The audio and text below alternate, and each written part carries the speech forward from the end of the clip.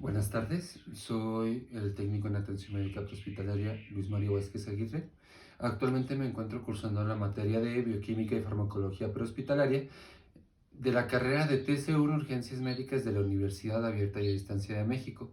Esta materia está siendo impartida por la licenciada en enfermería Georgina Mote Mejía. Actualmente les voy a hablar acerca de mi actividad llamada asignación a cargo del docente, en el cual nos centraremos principalmente en el tratamiento, manejo y algunas otras generalidades de la enfermedad conocida como angina de pecho inestable.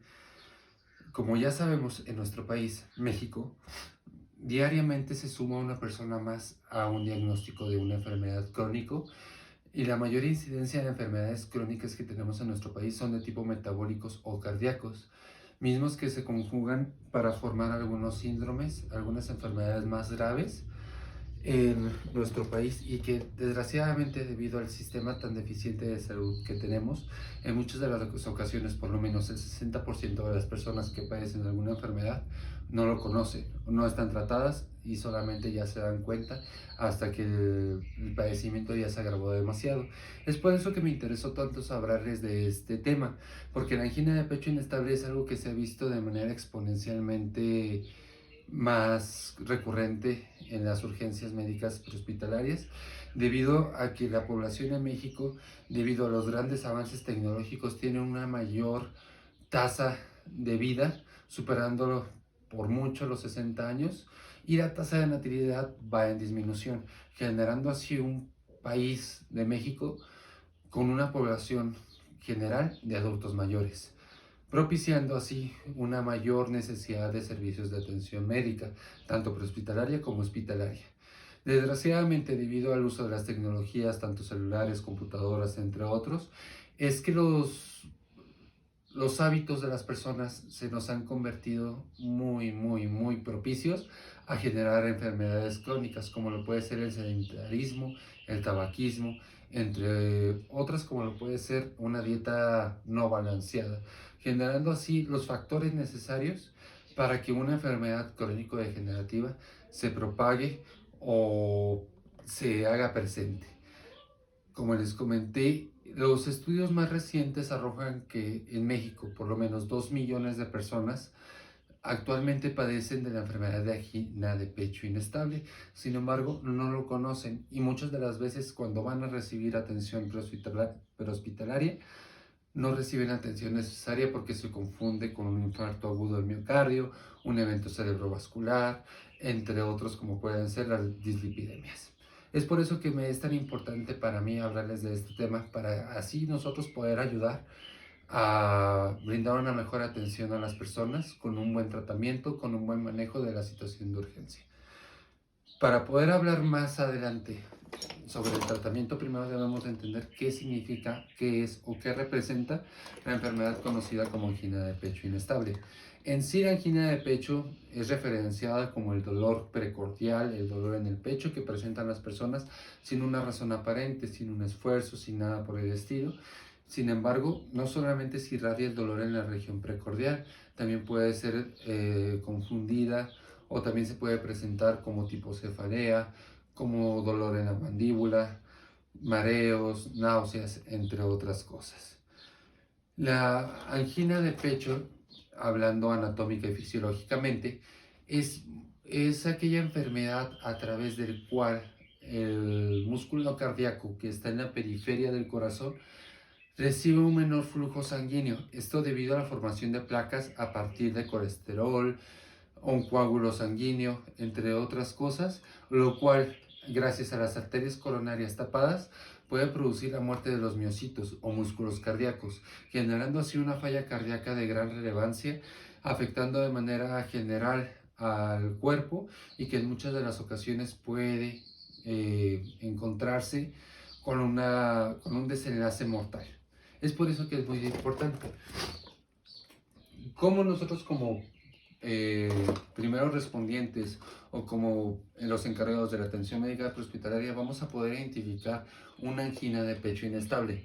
Esto es gracias a una buena identificación y una buena interpretación de los signos y síntomas. Como ya lo hemos hablado anteriormente, signo es todo aquello que nosotros podemos medir o obtener información acerca de ello, como lo pueden ser la tensión arterial, la saturación, frecuencia cardíaca, frecuencia respiratoria. Un signo es todo lo que se puede medir y un síntoma es toda aquella condición clínica que presenta el paciente, pero que nosotros no lo podemos medir, como náuseas, mareo, vómito, entre otras cosas. Los signos y síntomas que son muy recurrentes en la angina de pecho pueden ser dolor precordial, como ya se los mencioné, dolor en la mandíbula, dolor de tipo cefalea, diaforesis, que es cuando la piel del paciente se encuentra sudando sin razón aparente, o disnea, que es cuando el paciente presenta una dificultad para respirar de manera prolongada, de igual manera, sin razón aparente. Una vez que nosotros encontramos estos signos y síntomas en una persona, podríamos llegar a entender qué es lo que nos pudiera pasar si seguimos checando al paciente. Es por eso que después de que nosotros identificamos que podría ser una angina de pecho inestable o al menos una enfermedad de tipo cardiológica o metabólica, es que vamos a poder iniciar con la evaluación inicial. Como ya sabemos desde nuestra formación como técnicos en atención médica prehospitalaria básicos, todo paciente se tiene que atender de la misma forma, teniendo las precauciones estándar, como lo puede ser el equipo de protección personal, la seguridad de la cena, entre otras cosas. De igual manera, la evaluación inicial se va a hacer de manera estándar, aplicando los protocolos estándar, donde vamos a hacer uso de las mnemotecnias que nosotros ya conocemos, como lo puede ser la XABCDE, en donde vamos a evaluar si existe una hemorragia exsanguinante. ¿Esto qué quiere decir? Que no sabemos si el paciente comenzó con el dolor por alguna reacción externa. En caso de que el paciente presente la hemorragia, tenemos que contenerla con los métodos de contención que ya dijimos, que ya abordamos. Después de eso vamos a verificar sobre la vía aérea, si se encuentra abierta, si está permeable, si hay algún objeto que la obstruya, para posteriormente evaluar la ventilación. La ventilación de los pacientes con una angina de pecho inestable por lo regular llega a ser de tipo taquipnea. ¿Qué quiere decir esto? Que va a estar el paciente con una frecuencia respiratoria agitada. Cuando nosotros evaluemos la ventilación del paciente, vamos a evaluar tres factores esenciales: fuerza, frecuencia y ritmo, ya que si alguno de estos está alterado, muy probablemente los demás también. La circulación tenemos que checar si se encuentra con una buena perfusión periférica, si el pulso se encuentra filiforme, si está un poco disminuido o si encuentra completamente desapercibido en las regiones periféricas. Además de que eso se va a manifestar muy probablemente con cianosis en caso de que haya sido una mala perfusión sanguínea. Después de eso vamos a seguir con el déficit neurológico. El déficit neurológico nosotros lo vamos a poder identificar gracias al uso de la mnemotecnia o de la escala de Comas-Glasgow, mejor dicho, que es aquella escala que nos ayuda a evaluar el estado de conciencia de un paciente, en donde se evalúan principalmente tres factores: respuesta ocular, respuesta verbal y respuesta motora, que en total nos arroja un puntaje de 15, y un menor puntaje, el menor que puede tener un paciente, es de 3, cuando está en completamente estado de inconsciencia. Una vez evaluado eso, nosotros vamos a poder identificar y poder descartar las probables hipótesis diagnósticas que nosotros ya nos generamos, porque como ya lo comentamos anteriormente, muy probablemente los signos y síntomas que presenten angina de pecho inestable pueden ser confundidos con un EBC, con un infarto agudo al miocardio, o en su caso, angina de pecho inestable. Es por eso que es muy importante la evaluación inicial en atención prehospitalaria y hacerla de manera general. Ya una vez que nosotros obtuvimos los datos necesarios, vamos a poder identificar si el paciente está consciente, si está desorientado, si está generando sonidos incomprensibles. Si se encuentra con alguno de esos factores que les acabo de mencionar, muy probablemente no estemos hablando de una angina de pecho, sino estemos hablando de un evento cerebrovascular, ya sea de tipo hemorrágico o isquémico. Si nos arroja que el paciente estaba caminando o que era en las primeras horas de la mañana, porque hay que recordar que los pacientes adultos mayores suelen sufrir infarto agudo al miocardio en las primeras horas de la mañana. Esto debido a que pasan de un proceso de reposo a un proceso de agitación de manera repentina. Si ya descartamos las hipótesis diagnósticas que nosotros hemos realizado y nos arroja que es una angina de pecho inestable, en donde ya encontramos los signos y síntomas que son compatibles, es necesario aplicar el tratamiento adecuado. Es aquí donde nosotros como TCU en urgencias médicas vamos a tener que realizar algunas acciones en pro de la salud y de la vida del paciente, que en sí va a ser el tratamiento y el transporte adecuado. ¿Cómo lo podemos realizar? El tratamiento va a ser con una buena identificación y pronta y eficaz de la condición que está presentando el paciente, además de colocar oxígeno de manera precautoria, evaluar con un monitoreo cardíaco y en su momento hacer un transporte al centro hospitalario más cercano o el que sea adecuado, ya sea de cardiología, para si está disponible en su estado. El tratamiento farmacológico es de suma importancia en estos pacientes porque no nos vamos a centrar en la enfermedad, sino en los síntomas que los signos que nos va a presentar el paciente. Muy probablemente nos vaya a presentar una hipertensión, una hipoxia, nos vaya a presentar una deshidratación, entre otras cosas. Entonces, ¿cuáles son los principales que nosotros podemos administrar como TCU en urgencias médicas? Pues son muy sencillos.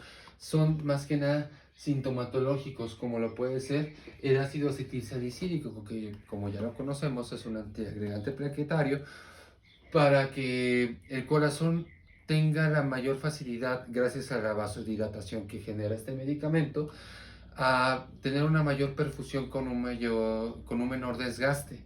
El amlodipino lo que va a realizar es de que nos va a disminuir la hipertensión arterial hasta niveles que nosotros podamos manejar, generando así una relajación de los vasos sanguíneos para que la perfusión y el desgaste cardíaco sea muchísimo menor. Y la nitroglicerina es de suma importancia porque se aplica de manera general en los pacientes cardíacos, está en varios protocolos por universidades, en donde nos dice que nosotros tenemos que colocarle esta triada de medicamentos al paciente para que disminuyan los síntomas, para que disminuyan los signos, tenga una estabilización de los signos vitales y de esta manera el paciente se estabilice. Todos estos medicamentos, exceptuando la nitroglicerina, son de tipo enteral. En sí las dosis no son altas, no se deben de generar dependencia, no deben de generar ningún otro tipo de situaciones. En la evaluación secundaria, que como ya conocemos se realiza en trayecto al hospital, nosotros vamos a hacer una reevaluación de los signos vitales del paciente, que como ya lo comentamos, pueden encontrarse hipertensión, hipoxia, disnea, taquipnea, entre otras cosas. Vamos a revisar la aplicación de la mnemotecnia Sample para la obtención de datos de la historia clínica simplificada. En esta vamos a prestar principal atención porque gracias a esta mnemotecnia se nos van a arrojar datos que son muy importantes para el tratamiento farmacológico, ya que desgraciadamente, debido al tratamiento crónico de las enfermedades, muchos pacientes ya cuentan con dependencia o resistencia a algunos medicamentos. Por lo tanto, si un paciente ya toma ácido acetilsalicílico de forma recurrente, va a necesitar casi de manera obligatoria más dosis de ese medicamento para poder generar un efecto positivo. Y esencialmente se tiene que reevaluar para saber si el tratamiento ha sido el adecuado y comprobar nuestra hipótesis diagnóstica. Es de suma importancia que prestemos vital atención en el tratamiento farmacológico en este tipo de pacientes, porque la principal causa de muerte de los pacientes que tienen enfermedad de angina de pecho inestable es un mal tratamiento. Espero que les sirva. Hasta luego.